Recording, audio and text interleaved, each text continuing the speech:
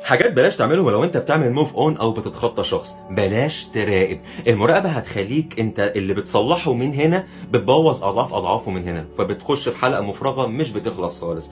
علشان كده لازم تعرف معلومه صغيره، ان انت لما تيجي تراقب وتبطل تراقب مره واحده ده مش حقيقي ومش هينفع.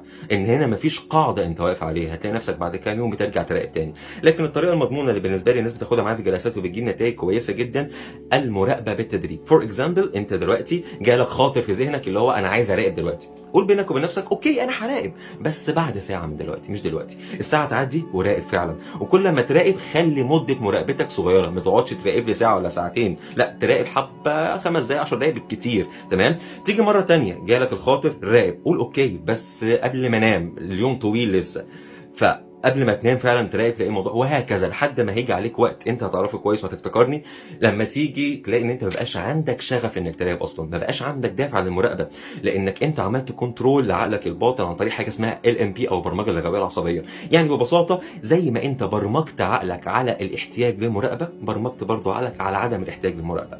جرب وادعي لي. ولو عايزين اكمل في السلسله دي ما تنسوش اللايك والكومنت. بحبكم جدا.